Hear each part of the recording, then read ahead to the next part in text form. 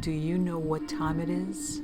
It's Supernatural Storytime. And if you're easily scared, and even if you're not, there's only one thing left to do. Just turn off the lights, because these are stories that you listen to only in the dark. The supply closet.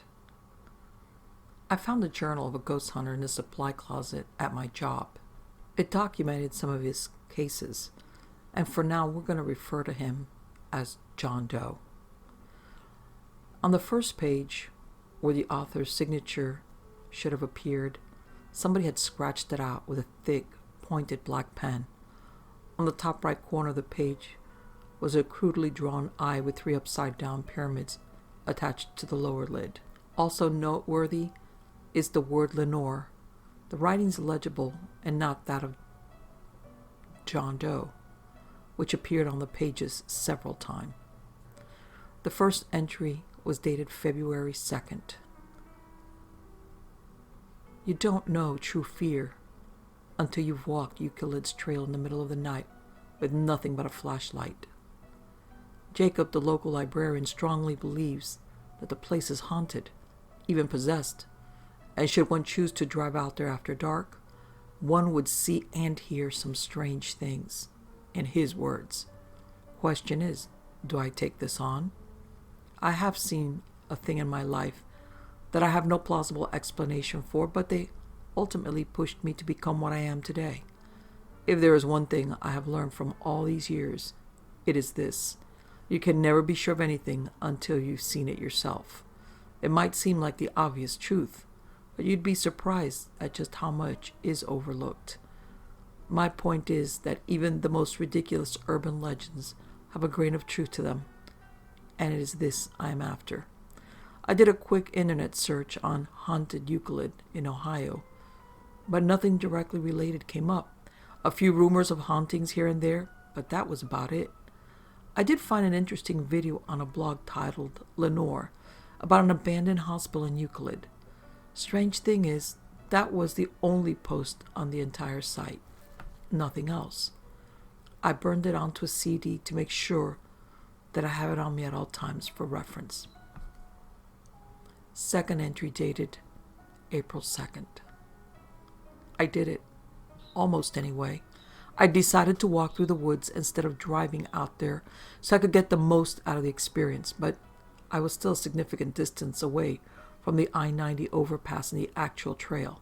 So I got into my car at about 8 p.m. after having a light dinner and drove 2/3 of the way through Euclid Avenue before cutting onto the I-90. The place was fairly quiet, not much activity on the roads or the common areas I drove by. I reasoned that the locals probably were a similar lot and preferred keeping to themselves. I ran out of gas about a half hour into I-90, worried that I'd have to cut my investigation short before it even began.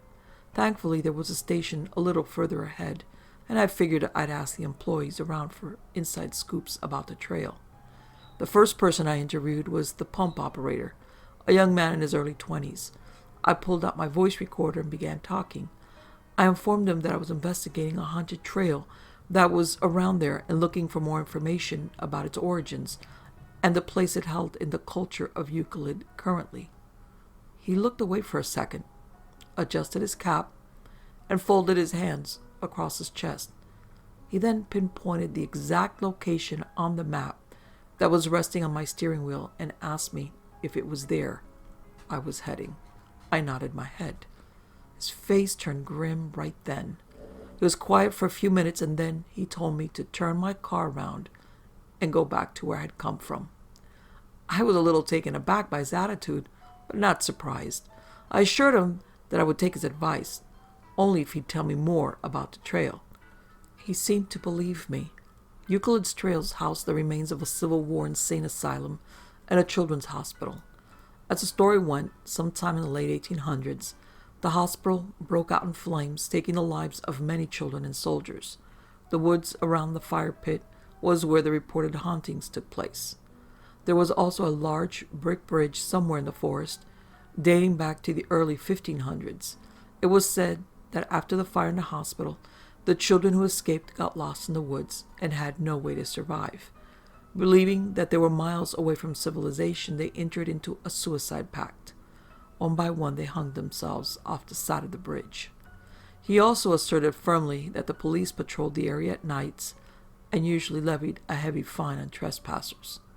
I thanked him for his help, paid the money, and turned my car back onto the road.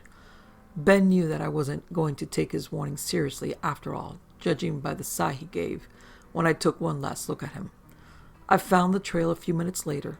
Unfortunately for me, the police were present there, and I couldn't go in until they dispersed. So here I am instead, sitting in the car, making an entry in my diary. New page. Same date, time, 11:39 p.m. I don't think they'll be staying here for the rest of the night. New page. Time, 3:58 a.m. I'm sitting in the waiting room as I write this. I am not leaving until they find that boy. The trail was not all that frightening, but the noises, they sounded like Elise. It's all in my head. I know this, but when you're in there, it feels so real. And the boy, Frederick, he ran away before I could ask him what he was doing in the woods. I called the police on it, despite knowing that I would also be fined for being a trespasser. But the child's safety was of much more importance to me. I told him about my encounter with him, leaving out one detail. Right before he disappeared, Frederick said something to me. Go to Lenore. I don't know what he meant, but I feel compelled to do something about it. There's this weird feeling in my gut. I know somehow that this is important for me. Date, September 9th. Nothing. They told me they patrolled the area every night but hadn't seen anybody because they'd made sure that nobody would be in there. I reasoned with them, but it quickly turned into an argument of it was just an animal versus the I know what I saw. I'm frustrated. I also keep dreaming about Frederick hurting Elise frequently. Date, October 9th. I'm going back to Euclid with Andy. I have to find the boy. Date, December 9th. We saw Frederick again. This time he was wearing a faded bunny suit. I switched on my recorder and asked him a few questions. He wouldn't answer, just stared at the space between Andy and I. At one point, I could hear Andy sucking in his breath. That's when I realized that he was afraid of Frederick. So was I. I called out to Frederick again. He opened his mouth as if to say something, but his face contorted into a horrible expression. I saw a white figure flick across the trees, and Frederick snapped his head to the right. But it was gone before he could see what it was. There was a spurt of bright white light beside me where Andy was standing.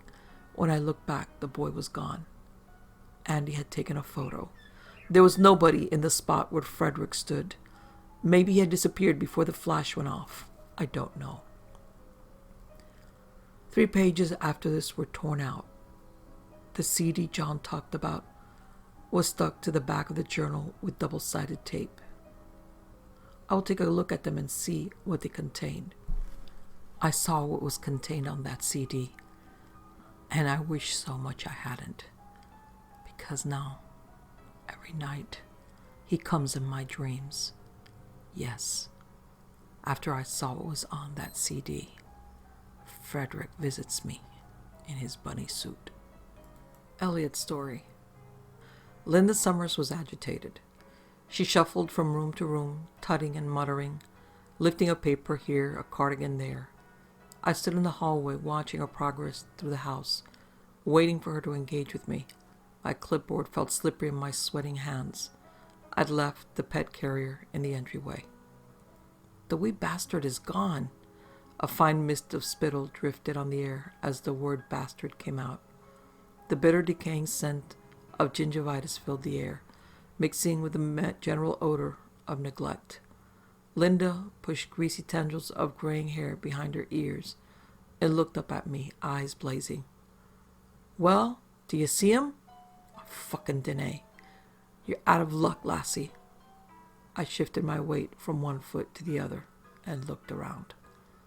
Bloody cat. She was shuffling away again. She picked an unsteady path through the various precarious piles of...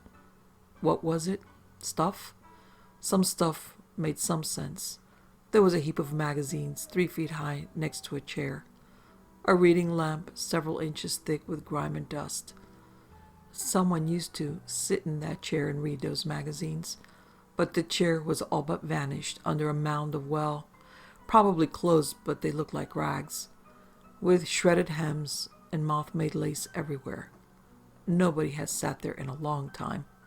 Linda had reached the bathroom and was struggling to force the door, which was standing a little ajar. Her progress was thwarted by something inside. Another mound of stuff, probably.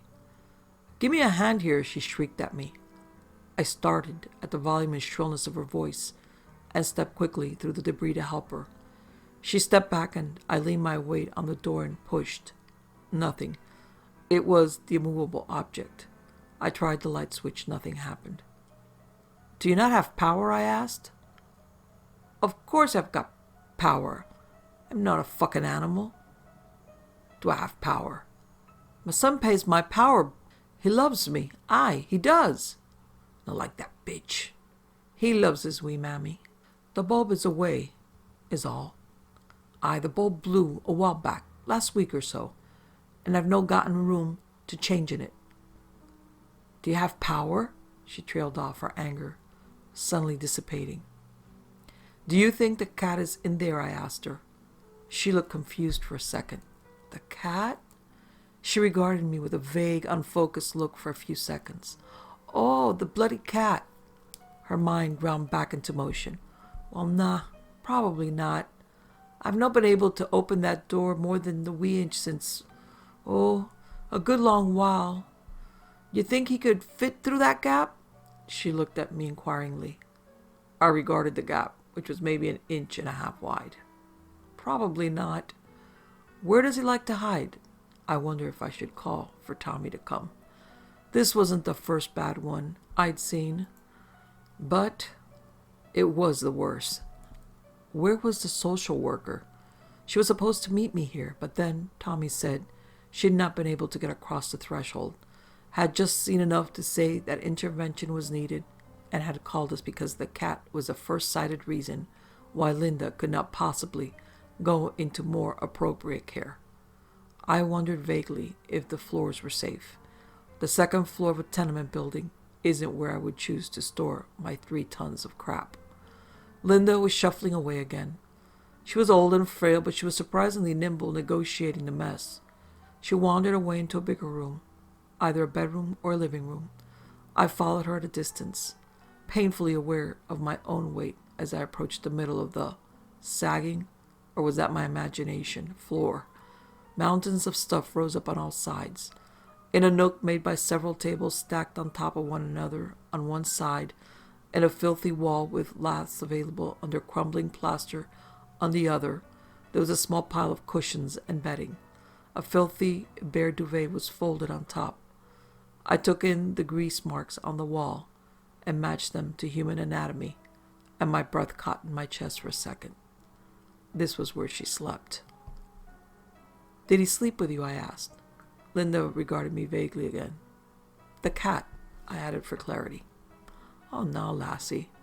No, for a long time." She looked incredulous, as if I had asked her if he liked to abseil. "No, for a long time." I looked around for a bowl or a tray that might have once contained cat food and saw so many half poking out from the mounds that I immediately just asked and said, "Where do you feed him?" She shuffled off again. "In the kitchen.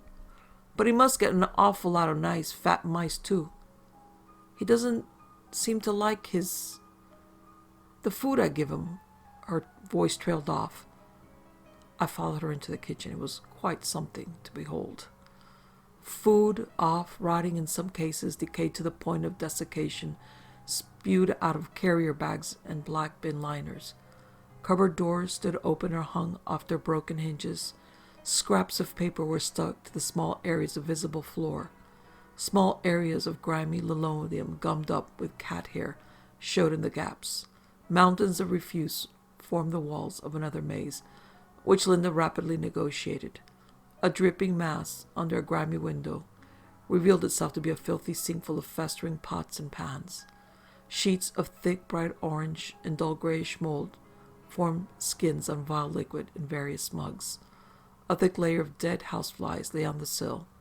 Next to that mess, standing on a disgusting hob of a filthy cooker, was a tray with a huge mound of cat food in various states of decay on it.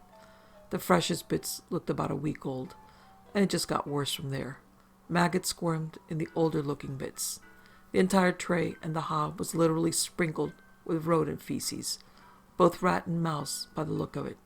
It seemed fairly unlikely that it was a cat that died there. Linda, it was time to cut to the chase. When did you last see the cat? She screwed her face up. Monday, she replied, or wait, Friday. What day is this? It's Tuesday, the 7th of April, Linda. What month did you last see the cat? Do you recall? She squinted up at me, her dirty fingernails tapped out a disjointed rhythm on the edge of the cat food tray. Well, she said slowly, there was a lot of howling that one time. It was winter time because I remember the windows were all frozen over. At winter time? Do you mean a few months ago? She looked vague again. I tried to think back to when the most recent really cold snap was, but couldn't recall. Central heating and double glazing will do that to you. Okay, I tried again. Where was the howling? I was beginning to have that sinking feeling. No fresh droppings, no sign a cat had been eating.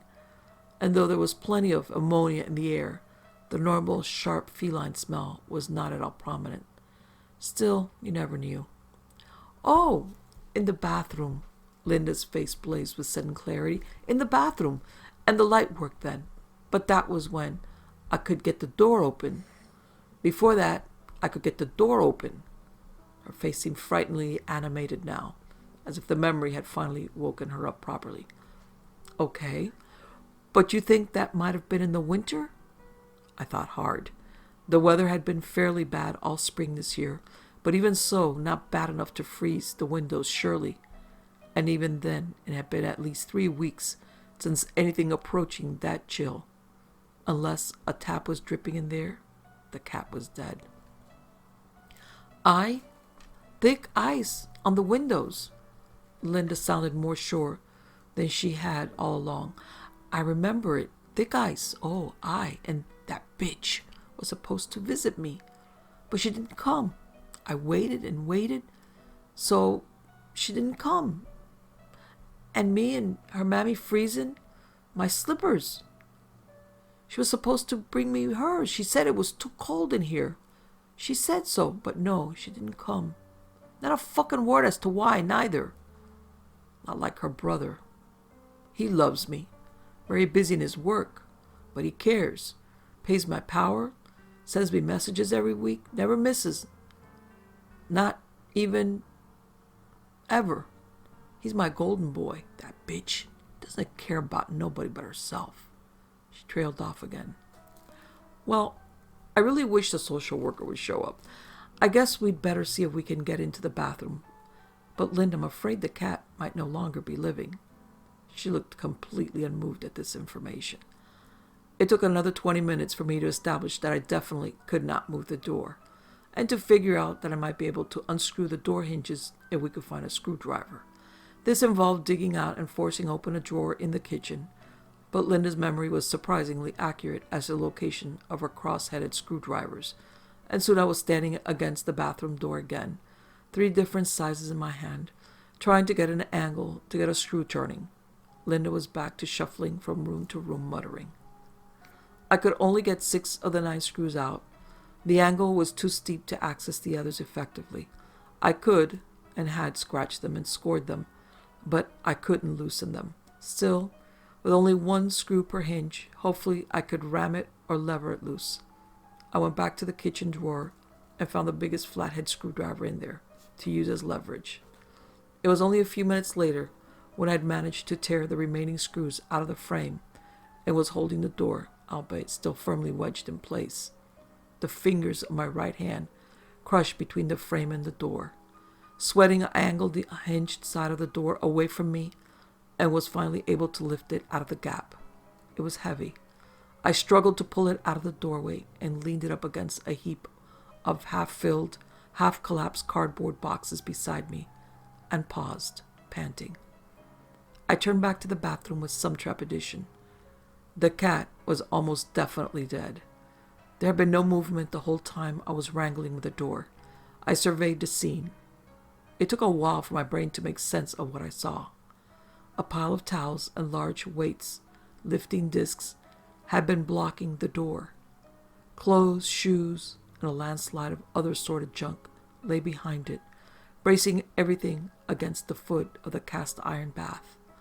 A moldy-looking old dark wig, braided, trailed out from under the weights. A baby car seat lay on its side a few feet away. My eyes took in the sweater lying with one sleeve stretched out towards the seat. I absent-mindedly turned the seat around just as my mind registered the small bones on the floor near the sleeve. Finger bones. I looked at the seat and into small empty eye sockets, a third socket. The little open fontanelle was visible through a hole in the leathery skin. The seatbelt fastened loosely now around the once blue, now brown-stained baby sleep suit. Tiny mummified hands curled one around the other, clasping each other for comfort. People are meant to scream at moments like this, but I didn't. I couldn't get a breath in. Linda was muttering in the distance, apparently disinterested now in the location of the cat. I stepped back from the scene, the horror of it all sliding together like a jigsaw as I did, bile rising in my throat. Luckily, right at that moment, both the social worker and Tommy, who had become concerned at my lack of update, decided to pop by. They were climbing the steps, and by the time I'd gotten a few breaths in and managed not to vomit, they were beside me, turning me away from the scene and making all the necessary calls. Once the police had arrived, I was taken to a neighbor's, where I drank strong hot tea with about 7 sugars in it and gave a nice young police officer a statement.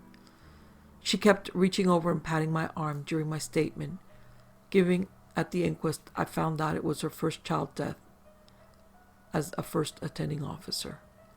It was later established that the bodies had lain there several years, and probably since December of 2010, when there had been a very cold spell which did freeze windows. Linda's daughter had left an abusive partner and come back to Glasgow with her 7-week-old son, Elliot. She'd rented a small flat and had indeed come to collect her mother during the very cold snap. Although he paid the electricity, her brother had allowed the gas to be cut off because a house fire had seemed inevitable should a radiator get hot. It was never clear whether Linda had a clue she was in there or not. The coroner postulated that she may have been asleep when the daughter and baby arrived, and she seemed to have no knowledge whatsoever of her grandson, so she had written off his cries as those of a cat. While in the bathroom, a landslide of junk, which happened to have the heavy weights on top, had loosened and fallen, striking the daughter on the head. Her skull was severely fractured. Death, he said, would have been instantaneous. I thought of the arms stretched towards the baby seat and wondered. With nobody but Linda to miss them, no report was filed. Accidental death was ruled, and Linda was put into a nice care facility. I found the cat, by the way. It was rubbing around my legs as I gave my statement. The neighbor took it in 2009, 6 years before. Trying to feel normal again. I've worked as a corrections officer for just over a year now. I got into this business because I was a joke who failed out of college after 2 years. I went in with reservations, treating it just like a job, but I ended up falling in love with the job actually. For several months, I really enjoyed what I was doing. It sounds cliche, but I felt like I was making a change in my prisoners. My predecessor on B Block was a crooked piece of shit who had ties with Salvatrucha, and 2 people ended up dying because of him. So my equal opportunity approach was very much welcome in B Block. I felt like I belonged to a community. I got along with my prisoners, but more importantly, I got along with the other officers very well. Because of this, I was so bummed when I was told that because of my people skills, I was being moved. I remember the conversation too. The higher-ups made it kind of a big thing and announced it in front of the other B Block officers. They said that because of my advanced interpersonal skills, I was to be moved to E Block. Now, two things happened once they announced this. I became confused because I had never even seen E Block, and the rest of the officers all looked at me with worried eyes. I kept quiet about it until I was alone with my superior in her office. So what is E Block? Is where we house prisoners that require special care, ones that must be monitored much closer, she interrupted me. Prisoners with health issues? I asked. She looked behind me, as if to make sure nobody else was listening. Okay, listen, we did not deceive you, but E Block isn't really talked about much. Not that shady shit goes down in terms of what the officers do, but because of the prisoners. E Block prisoners are prisoners that we consider dangerous. Yes, I know, D Block is where we house the violent ones. But just trust me, these guys are much worse, she said. As she was saying all of this, I could tell that her neck kept tightening, and while she was speaking in a calm voice, she looked nervous. For an entire week, I was given extra training and I had to go through a second psych eval. One short course I had to go through was how to tell when you're being manipulated, so I could kind of tell what I was in for. E Block was on a lower level, just one level before the basement. The entire block looked spotless though. Everything was pure white. The main room in the middle of the cells was much larger and had nicer furniture than the other blocks. It wasn't the fact that instead of metal doors, all 4 cells had glass doors. It wasn't that all the officers here were much more somber and serious. It wasn't the fact that the officers' lounge door was as heavy as a fucking vault.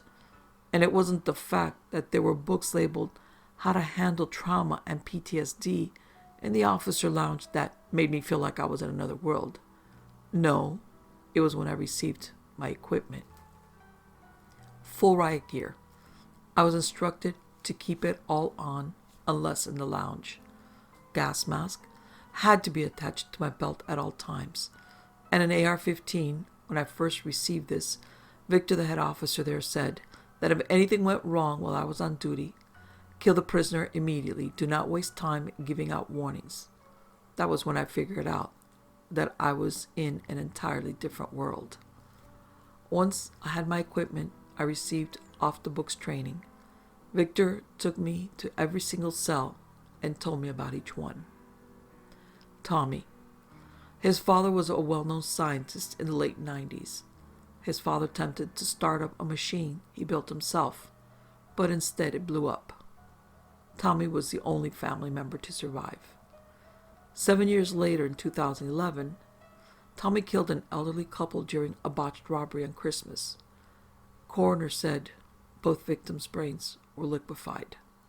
Tommy's cell, just like everyone else's, was pure white, but he had mirrors covering almost every inch of the walls. I was given one special instruction: never speak to him for more than a minute. Henry. I was shocked when I saw Henry. He was so tiny and innocent looking. That all changed when I was briefed on him. In 2009, at the age of 17, Henry terrorized a small town about 100 miles away from the prison. He killed and cannibalized 14 people. When officers apprehended him, he was able to literally crush 2 SWAT members to death even after being shot 3 times. When he was brought in, they didn't find a single drug in his body. His cell was normal, but I was instructed to make sure that he always had a pen and large notebook. He spent most of his time inside his cell and out, drawing. Paul. Paul was a much older man. Back in 2005, it was discovered that he had orchestrated the killing of 4 major crime bosses in New York City. But Paul never left his apartment for 2 months due to extreme agoraphobia while all these killings occurred. He never had any contact with anybody in any of the families and gangs. Yet when he called the police on himself, he knew every single detail of the crimes and could even draw the crime scenes perfectly. Hewitt. At the age of 23 back in 2004, Hewitt went to the country of Liberia, viewing it as a country where chaos reigned supreme, a modern Wild West. Well, it's not known exactly how he rose to power, but in 2008 it was discovered that Hewitt was the leader of a 70-person cult who ruled a good portion of the heroin trade. They were notably brutal in their tactics, allegedly sacrificing over 400 people. He was caught and extradited to the U.S. in 2012. His special instruction sent a chill down my spine. I was told that while I was within earshot of him, and he was using a comically deep voice, I was to put plugs in my ears and yell the word Omega into my radio. After I was introduced to everyone, I couldn't help but think I was being fucked with at first, but I promised to follow every single instruction laid out. We all had posts in that block. I sat on a chair right near the front entrance, which was on the right side of the room. I had an extremely easy job, watch the prisoners, and if any of them got upset, I was to gas them with a canister I had been given on my first day through one of the holes on their doors. My job was a little trickier. While the prisoners were in the main room outside their cell, this was allowed for 2 hours a day. I had to make sure none of the prisoners got rowdy, and if one did, I was to gas every single prisoner. I gotta say, the first month was extremely boring. The prisoners seemed like zombies, so I didn't get to interact with them. Also, the E-Block team consisted of 10 officers, broken up into 2 shifts of 5 people who rarely ever talked to each other. And the only time I caught 2 of them speaking, they noticed me and immediately stopped talking. But all that changed about 2 days ago. Dear God, do I wish it had just stayed boring. New Year's Eve, while all of my friends were out partying, I was stuck at work watching Killer sit around and do nothing. I was extra pissed because this was the first time I had ever had to work a night shift. For reasons I will never know or understand, the higher-ups decided to switch us to nights. 10:35. 10:35 was when it all began, and it began with me hearing Hewitt speak for the first time. Why are you people here? You're not supposed to be here. He just randomly started screaming and banging on his door. I quickly got up and walked towards the door with a canister in my hands. The 3 other officers stationed around different places in the main room also got up from their chairs, and I heard the lounge door open right as I got to Hewitt's door. Time felt like it had slowed down as I locked eyes with Hewitt.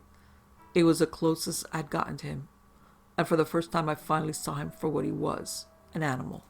Hewitt had the eyes of an animal, a beast. I raised a canister to one of the holes, but before I could spray, I heard Paul, who was in the second to last cell, yell out, "Nope!" and clapped his hands. The lights went out. What the fuck? Hannah, one of the officers, yelled. "Turn the fucking lights back on," Victor yelled. "I'm trying, but they won't turn on." Gary, the officer who was always posted near the switches, yelled frantically. I began stepping back, and thank God I did, because only about 10 seconds after the lights went out, I heard the doors unlock and slide open. "Everybody raise your weapons. Prisoners, do not move or we will shoot," Victor screamed. My heart was racing. Even with all the armor, the guns, and the backup, I felt completely vulnerable. My only solace was that I didn't hear any of the prisoners move. We have it set up so we can hear whenever the prisoners move around in their cells.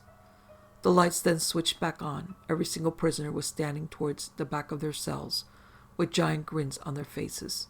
Hewitt was staring right at me, and if I looked in his eyes, though, I didn't see hate or anger. I saw what I can only describe as intrigue. Victor, who had moved towards the middle of the main room, made a beeline towards the lounge, where the manual cell door buttons were. But as he reached the lounge door, the prisoners, in unison, began walking out of their cells, and then the lights cut out. I ran backwards and clenched my jaw. I felt like I was a squirrel that had somehow gotten into the lion cage. "Fire!" Victor screamed. For some reason, him yelling this made me even more scared. It was like the loud noise broke the tension and a wave of terror followed. I quickly turned off my safety and began shooting. The rest of the officers immediately followed suit, but instead of hearing screams of pain from the prisoners, all of them began laughing in unison. Then, using the sounds the floor tiles made, I heard all of them start sprinting towards us. The first scuffle I heard was only 10 feet to my left. I could hear what sounded like Henry and Gary fighting. I kept shooting, but also hoping that Gary would overpower Henry. My hopes were crushed when I heard Gary scream, followed by the lights turning on and seeing Henry holding Gary's head in his hands. But I didn't have time to mourn because Paul was sprinting at me from my left. I frantically raised my gun and shot Paul right in his throat. As Paul fell to the ground, the room began to shake, and these disembodied, blood-curdling screams filled the room. I stepped over Paul and shot him in the head, and the screaming stopped. Luckily for me, Victor and Hannah had killed both Henry and Tommy while I was dealing with Paul. I gained a false sense of security and threw up a thumbs up at Victor, who in turn screamed out, "Dominic, behind you!" I whipped around to see Hewitt whispering into a bloodied Miguel's, another officer's, ear. It looked like all the blood vessels had popped in Miguel's eyes because they were completely red. A grinning Hewitt got right behind Miguel as he slowly raised his gun at me. I couldn't hesitate, but goddamn, I wanted to so bad. You could see Miguel struggle against himself. I took advantage of this, and with tears in my eyes, I shot Miguel in his left eye. The second he fell, Hewitt scrambled towards me, arms stretched out, and a facial expression of pure hatred. I didn't think I would be able to raise my gun in time before Hewitt could grab it, but thankfully I didn't have to because Victor got off one in the middle of Hewitt's forehead. Hewitt fell right at my feet. All in all, the whole ordeal only lasted about 4 minutes. For a few minutes after it was all done and over with, the 3 surviving officers, Hannah, Victor, and I, all just kind of stood there for a couple of minutes, all just staring off into space. I can't speak for the others, but all I could think about was my family and how each close family member would react if I had died during that fight. Finally, Victor broke the silence. "Both of you go home. Don't come in unless you get a call from me personally telling you to come back." And we both did just that. I heard nothing all of Sunday and nothing Monday morning or afternoon. But at 6:30 last night, I heard a knock on my door. Standing outside my apartment was Victor. He looked like he hadn't slept. "Hey man, what's up?" I asked him. He looked me in the eye. Now that I got a closer look, I realized that he didn't look tired. He looked sad. "Listen, you can't come back to the prison. I'm really, really sorry. The prison has already transferred $2 million to your bank account. Plus, you've already been given amazing recommendations for a head officer job over at Lawrence Penn, which you can take whenever you like. But for now, please don't say anything." I didn't even get to respond before he just walked back down the hall towards the stairs. Of course, the first thing I did was look at my bank account, and sure enough, the money was there. I haven't been able to sleep. I can't stop thinking about seeing Henry holding Gary's head in his hands. I can't stop remembering feeling hunted. But most importantly, I can't stop thinking about just how hateful every single prisoner looked as they broke out. I'm going to call Lawrence eventually, but I feel like I need to get away. I'm going to book a cruise in a few hours and hopefully get the fuck out of here by the end of next week. I need to feel normal again. All names and places have been altered.